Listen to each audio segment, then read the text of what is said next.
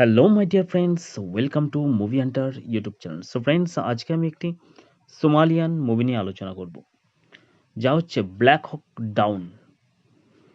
মুভিটি 1993 সালে সোমালিয়ার প্রেক্ষাপটে রচনা করা হয়েছে। 1991 সালে সোমালিয়ার স্বৈরশাসক সিয়াদ বারে ক্ষমতাচ্যুত হওয়ার পর দেশটি ভেঙে পড়ে। কেন্দ্রীয় সরকার প্রায় অস্তিত্বহীন। বিভিন্ন ওয়ারলর্ড নিজেদের মতো করে এলাকা দখল করে নিয়েছে। তাদের মধ্যে সবচেয়ে ক্ষমতাবান ছিলেন মোহাম্মদ ফারাহ আহদিদ। খাদ্য, ত্রাণ ও ওষুধ সাধারণ মানুষের কাছে পৌঁছাতে দিচ্ছিল না আইদিতের মিশালিয়ারা। ক্ষুধা, রোগ আর গৃহযুদ্ধে জর্জরিত সোমালিয়ার লক্ষ লক্ষ মানুষ মৃত্যুর মুখে ঢলে পড়ে। এই মানবিক বিপর্যয় ঠেকাতে জাতিসংঘের উদ্যোগে যুক্তরাষ্ট্র সোমালিয়ায় সেনা পাঠায়। শুরুতে কাজ ছিল ত্রাণ রক্ষা করা, কিন্তু ধীরে ধীরে মিশনের লক্ষ্য বদল হয়ে যায়। আইদিদকে ধরতে হবে আর শক্তি তাদের ভেঙে দিতে হবে। 1993 সাল, সোমালিয়ার রাজধানী মেগাদিগু তখন এক আতঙ্কের শহর। সরু রাস্তা, ধ্বংসপ্রাপ্ত বাড়ি, ছাদে ছাদে সশস্ত্র মিশিলিয়ারা। এই শহরের অবস্থান নেয় মার্কিন বিশেষ বাহিনী, রেঞ্জার ও ডেল্টা ফোর্স। তারা দ্রুত নিখুঁত অভিযানে বিশ্বাসী। হেলিকপ্টার থেকে নামবে, লক্ষ্যবস্তু ধরবে, আবার উড়ে যাবে। সব মিলিয়ে 30 মিনিটের অপারেশন মাত্র। এই বাহিনীর মধ্যে আছে নানা স্বভাবের মানুষ, যেমন তরুণ সৈনিক যারা প্রথমবার যুদ্ধে এসেছে, অভিজ্ঞ যোদ্ধা যারা জানে যুদ্ধ মানে মৃত্যু, মেডিক, স্নাইপার, পাইলট, প্রত্যেকে নিজের দায়িত্বে অটল। তাদের একটাই বিশ্বাস, কেউ কাউকে ফেলে যায় না।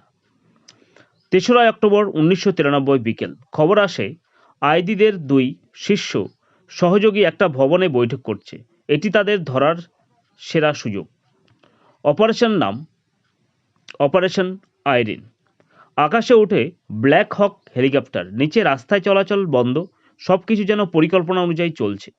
ডেল্টা ফোর্স দড়ি বেয়ে ভবনের ছাদে নামে। রেঞ্জাররা চারপাশে নিরাপত্তা বলয় তৈরি করে। কয়েক মিনিটের মধ্যে লক্ষ্যবস্তু আটক। সবাই ভাবছে মিশন শেষ, কিন্তু মেগাদিগু অন্য কিছু ঠিক করে রেখেছিল। হঠাৎ বিকট শব্দ, একটি আরপিজি রকেট গ্রোপেল্ড গ্রেনেড আকাশে ছুটে যায়। একটি ব্ল্যাক হক হেলিকপ্টার আঘাতপ্রাপ্ত হয়। হেলিকপ্টারটি ঘুরতে ঘুরতে নিচে পড়ে যায়। রেডিওতে চিৎকার, সুপার 6-1 ইজ গোয়িং ডাউন। এটাই প্রথম ধাক্কা। পরিকল্পনা ভেঙে যায়। মাঠে থাকা সৈন্যরা বুঝে যায় এটা আর সাধারণ অভিযান নয়, এখন শুরু হয়েছে বাঁচার লড়াই। হেলিকপ্টার ভেঙে পড়ার জায়গায় দ্রুত পৌঁছানোর চেষ্টা করে মার্কিন হয়, কিন্তু সরু রাস্তা, ভুল মোড়, চারদিক থেকে গুলি, সবকিছু এক দুঃস্বপ্ন। সোমালি মিশেলিয়ারা সংখ্যায় অনেক বেশি। তারা সাধারণ মানুষ, বাচ্চা, নারীর আড়াল থেকেও গুলি চালায়। কে শত্রু আর কে সাধারণ নাগরিক বুঝে ওঠা অসম্ভব। রেঞ্জার আর ডেল্টা ফোর্স সৈন্যরা একে একে আহত হতে থাকে। ঠিক তখনই আরেকটি আরপিজি, দ্বিতীয় ব্ল্যাক হক, ভেঙে পড়ে। এবার পরিস্থিতি আরও ভয়াবহ। এই হেলিকপ্টারের ভিতরে ছিলেন 2 স্নাইপার, গ্যারি গর্ডন ও র্যান্ডি সুগার্ট। তারা রেডিওতে অনুরোধ করেন, আমাদের নামতে দিন, আমরা ক্রাশ সাইট রক্ষা করব। উপর থেকে জানানো হয় এটা আত্মঘাতী সিদ্ধান্ত, তবুও তারা বারবার অনুরোধ করেন। শেষমেশ অনুমতি মেলে।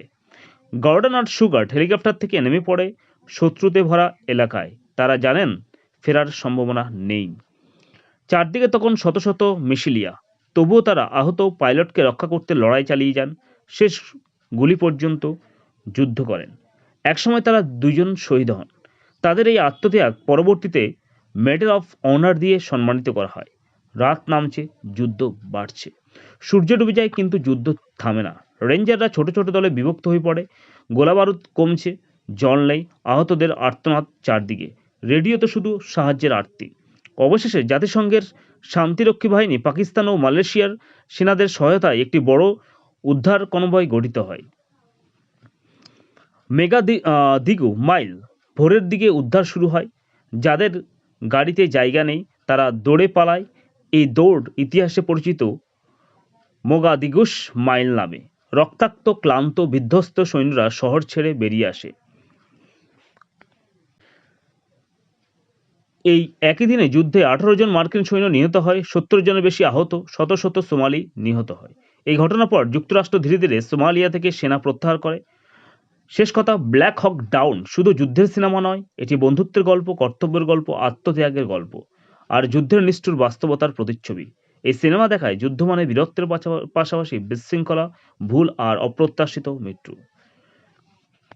সুতরাং মুভিটি এভাবে শেষ হয় এবং এই মুভিতে প্রধান চরিত্রে অভিনয় করেছেন তারা হলেন Josh Hartnett, Ewan McGregor, Tom Sizemore, Eric Bana, William Fichtner, Sam Shepard, Jason Isaacs, Orlando Bloom, Nikolaj Coster Waldau, Jeremy Piven, আরও অনেকে, এবং মুভিটি পরিচালনা করেছেন রিডলি স্কট। সো ফ্রেন্ডস, এ পর্যন্তই। ভালো লাগলে প্লিজ লাইক, শেয়ার এবং সাবস্ক্রাইব করবেন বন্ধুদের মধ্যে। আর নতুন নতুন ভিডিও পেতে হলে অবশ্যই বেল আইকনটিকে ক্লিক করে রাখবেন। ধন্যবাদ।